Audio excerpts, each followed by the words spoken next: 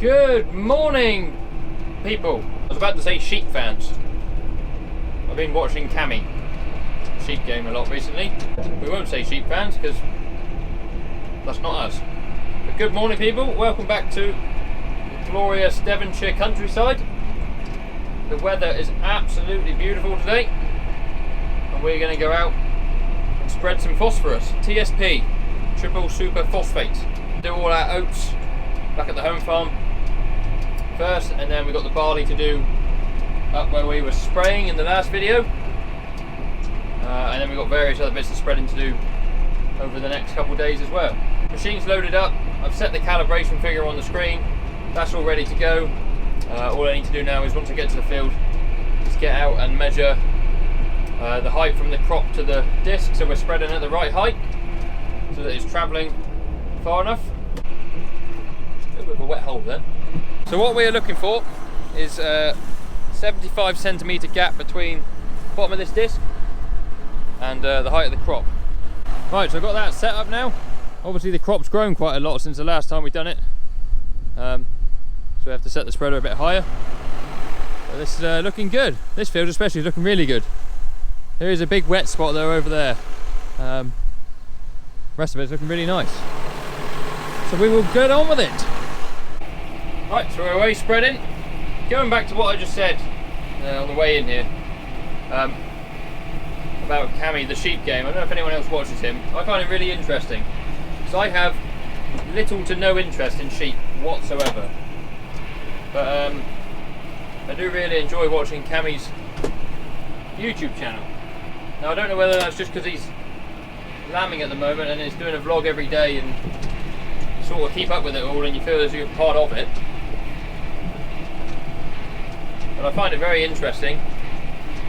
Like I said, no desire to do any work with sheep whatsoever, but I like watching his sheep vlogs. If you don't already watch him, go give him a watch.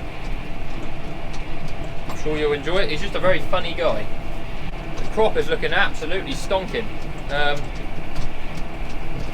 The problem we're going to have is it's all going to fall over, I reckon. Oats, they like to go flat. We did put some growth regulator on it the other day, but might have been too little too late. Oh, I was in two minds there whether to carry on or turn in. I did neither. Oh, I'd say there's a big ridge here somewhere. There it is! Whoa. Thank God for suspension. So head look complete. And now the only downside I think I've found for this spreader so far is when you put it into border mode, you've got to have the power shaft and everything turned off. I don't know whether that's the same for other spreaders. It wasn't on Ark of Ireland. And then you've got to let the power shaft run completely down before you can put it back into normal spreading mode. I mean, it's not the end of the world, it takes literally 15 seconds, but so now we're ready to spread again. And if you're spreading lots of different products, each product has a different spread rate, or spread speed, sorry, for border mode. So TSP, for example, runs at about 420 RPM on the shaft. Everything else runs at 540 normal spreading mode, which is what we're doing now. We'll get up to speed, drop ourselves a gear, press go, we're off. Now we're on the middle tram lines. I can put the auto steer on, and you can see how good that crop looks. Really nice dark green.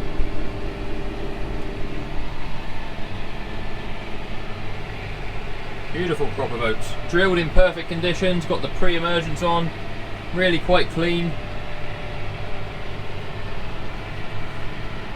Well happy with it. New mirror's doing a lovely job. A bit of mud on them. Just want to raise that one up a little bit. Lovely. Just getting out to have a look. So this is Foevvercam. You would have heard me talk about it a few times before if you've been following the channel. Last year we drilled it this way, and there's quite a fall. I don't know if you can pick up on the camera down to the grass fields down there where the cow cows are. This year when I drilled it down with the hill, with the theory that any water would sort of run with the trying to find some of the weed that we sprayed out the other day, but this field's actually really clean. So we sprayed the other day for broad-leaved weeds, so stocks, thistles, that sort of thing. This part of the field's really clean anyway. I should have got out in the other field because there was a couple patches where the spray has absolutely cooked them. It has made them curl right up. Really, really nice crop. Well happy with it. Hopefully it will harvest well and produce us a lot of straw as well. Hoping not to have to buy hardly any straw at all this year. There's the bus. He's looking well in the sunshine as well. Got the big weight block on. You can see that the spreader is tilted upwards. That's all to do with the tilt angle, which is inside the gubbins there. Sort of propels the fert up as opposed to flat.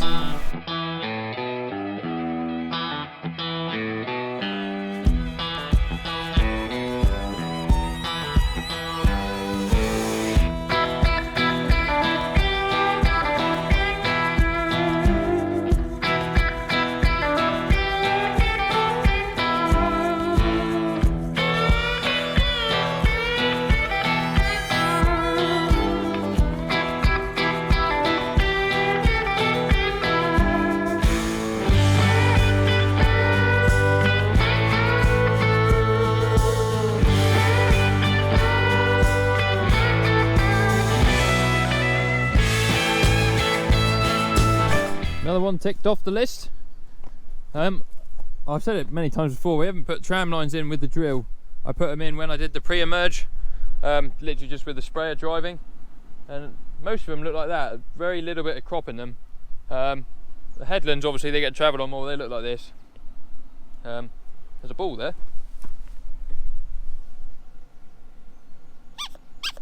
Squeaky ball. I guess that's from one of Rex's dogs. The granules of stuff here we're spreading, so this is the TSP, and we get a bit of moisture, that'll break down and go into the soil. These fields, because they're on the farm platform, everything's got to be consistent across them, they don't get any dung. Obviously if you were growing crops commercially, like the stuff we are up at Widden Down, our other barley, they can have dung because they're just like a farm crop. Problem with dung is it's inconsistent, it's different each year. Whereas these crops we're growing, you know exactly what you're putting on them with inorganic fertiliser, purely from an experimental base. So I'm going to go get some lunch and then we'll crack on with the other 4 fields afterwards.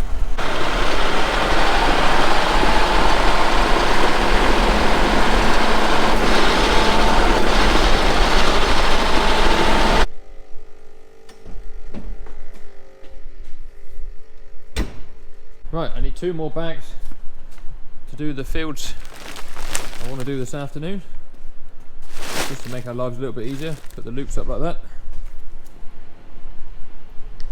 And get in the Manitou.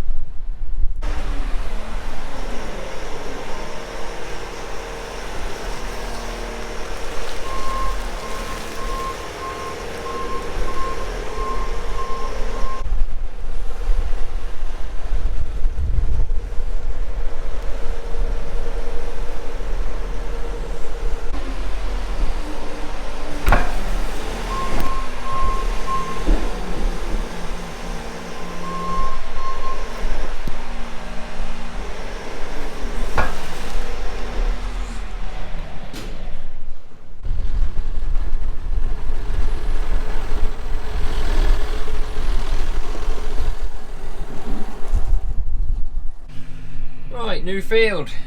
Let's go for some border control. Do some paperwork here. Whilst that's doing that, select the field that we're in. Splendid. No, wrong one, that one. We just finished spreading another field here. We're actually just beside the manor house over there. You can see it. It's where a lot of the offices are here now. And I believe now we're going on to a new rate. If we go back to the main menu here, we've been spreading 175 kilos a hectare, and we're going to go down to 110. which is fine. So you change that number there, calibration value stays the same because it's the same product, and that's changed on there. But I believe if I go onto the spread screen now, yeah, the task controller is still at 175. So I think if I turn off and let it all power down and turn the tractor on again, then the rate on the task controller should change. Don't know why it's like that. It just is. Don't want it to confuse itself between the task control rate and the calibrated rate that you're telling the machine to use, because otherwise you end up in a bit of nowhere. First thing that happened, the radio will come on, which I don't want to do. Let this all load up.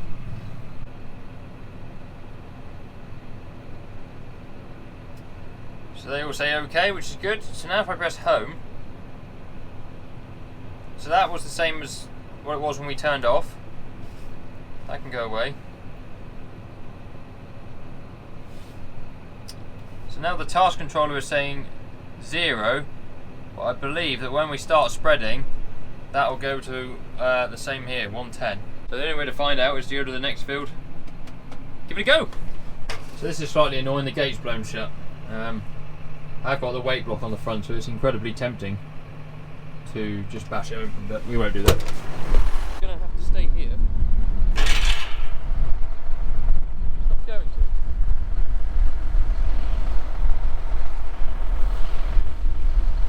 Grab a bit of baler cord would be handy. Right, it's staying there. Go! Go, go, go, go, go, go!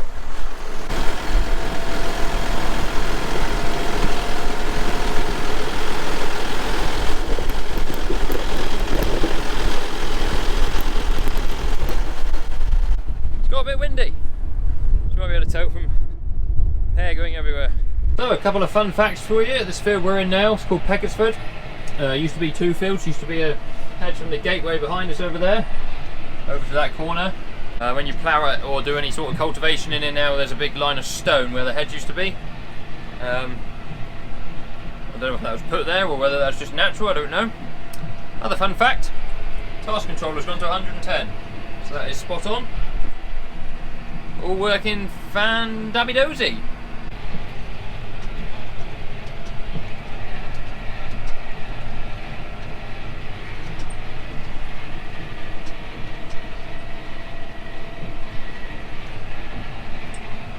So I may or may not have messed up the tram lines in this field this year.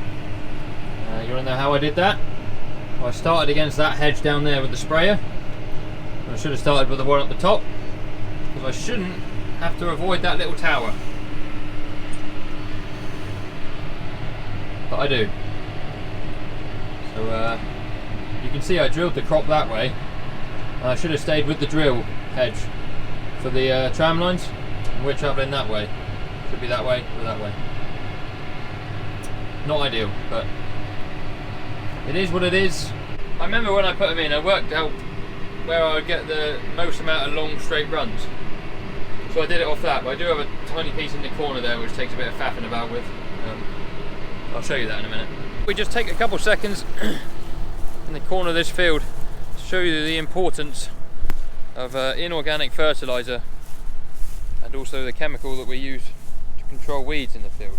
So I'm in a pinch point here in this corner. It goes to a very, very narrow piece, and you should argue, or you could argue that there's no point in drilling it, which to be honest probably isn't past this point. But it's a really good way of demonstrating how important fertiliser and chemicals are for food production. So this is a crop of winter oats. Hopefully they'll make milling spec and go into the human food chain. And when you're growing food for people, obviously you want to maximise the amount of food that you can grow on the ground that you have to grow it on.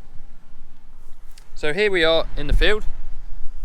I come up here, this is the headland tram line here with the fertiliser and the sprayer. You can see, especially with the sprayer, there's a line here.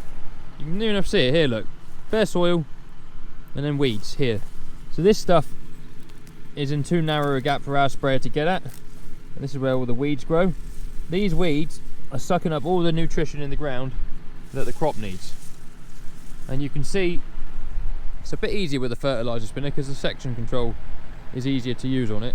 I'll show you the easiest way to demonstrate. If I go into a bit here that gets chemical and nitrogen from our machines, see how far up my legs it comes. So that is halfway up my knee pads up there. Really good, strong crop of oats. Really, really good. Till it out really well. Soil is clean underneath. There's no evidence of any weed there whatsoever. If we go up here, I mean, you can see already, the closer you get to the tractor, the worse it's going to get. So if we get up here where we can't get with our fertilizer or sprays, I mean, you can see the soil looking down at it to start with, which is never a good thing. If you can see soil, there's the ability for something else to grow there. Just about covers my feet and comes up to the bottom of my overalls there. See, it's all pickled with weeds here. That is using all the nutrition that we want the oats to be using. And you can see all the little flowers in this piece in the corner here that don't get any of the weed control. Like I said, I probably shouldn't have drilled it, but I had the seed in and I was in here doing it, and so I did. It just goes to show how important inorganic fertilizers are, especially for the farms that don't have a source of organic manures. So a lot of big arable farms that don't have cattle or access to digestate or, you know, compost, sewage sludge, anything like that. The UK fertilizer factories are currently not producing any fertilizer. The fertilizer you can get hold of is so expensive it's not really cost effective for farmers to use it. Just makes you worry a bit about the price of food going forward, doesn't it?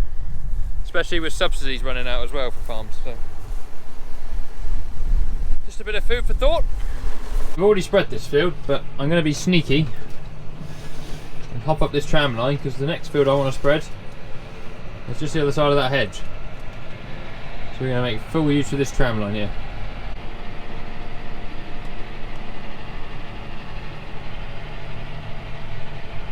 Right, I'm in the last field for today. It's a little 1 hectare field called Longlands. I don't know why it's called that, because there was nothing long about it. If I pan the camera around, you can see it's just a little square box field. This is also the field where I used this new fertilizer spreader for the first time. Unbeknown to me at the time, it wasn't quite working properly. I don't know how well the camera picks it up, but basically from the middle of the tram line that way, which would be the left hand side of the spreader, was working fine. And this side wasn't opening properly, so you can see that it gets progressively lighter coloured green, and that gets progressively darker coloured green. So that's got the right amount of nitrogen. That hasn't quite had enough. One way to correct that would be we can do like an aerial, is it NVDI? I don't know what the word I'm looking for is. We can basically take a photograph of the crop with our drone from above, and it can work out N levels of the crop from, I think, the colour, the density of the colour of green that the crop is. And then from that, I think you can make a variable rate map and come back in and top up, obviously, just the bits you need. Which is one thing that I really want to try and get to doing. I think we're going to try it on our silage fields, perhaps after we've taken first cut this year, because we'll get a yield map from the forager when we're harvesting. We can then sort of target the lower performing areas with more nitrogen, or just feed the bits that are doing really well instead of the bits that aren't doing so well, depending on what way you want to go about it.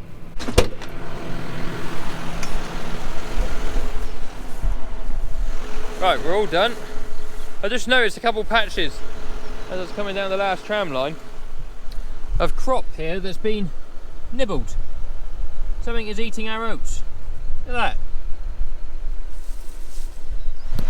There was also a couple flat patches in the last field, so I'm assuming it's deer, but is that deer? I don't know. Or is that more like an insect? There's holes in that as well, look. Don't know whether that's aphids or something, I don't know. I've got no idea with agronomy. I just do what I'm told in terms of spraying, so. Again, really nice crop in here, look.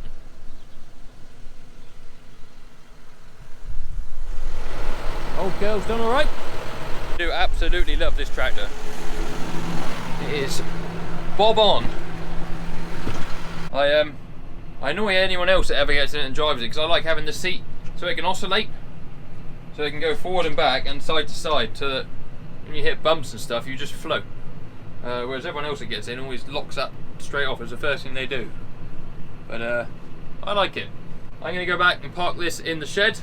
I'm going to do some paperwork for an hour or so before I go home. And so yeah, we'll head back to the yard. So we are back in the yard. Just put the tractor in the shed here for the night. Keep the little bit of fertiliser left in there dry, ready for tomorrow morning. So that's going to be all for this video. Hope you don't mind seeing fertilising and spraying quite a lot this time of year. That's sort of what I'm doing a lot of at the moment. If there's anything specific you guys want to see, do let me know and we'll try and accommodate that. We'll soon be into silaging, that isn't too far away. Got various other things going on as well. So thank you very much for watching. Hope you've enjoyed it. Let me know anything you want to see in the comments. If you have any questions, leave them down in the comments as well. If you could give the video a thumbs up, subscribe to the channel if you haven't already as well, that would be spot on. And yeah, we'll see you guys soon. Cheerio.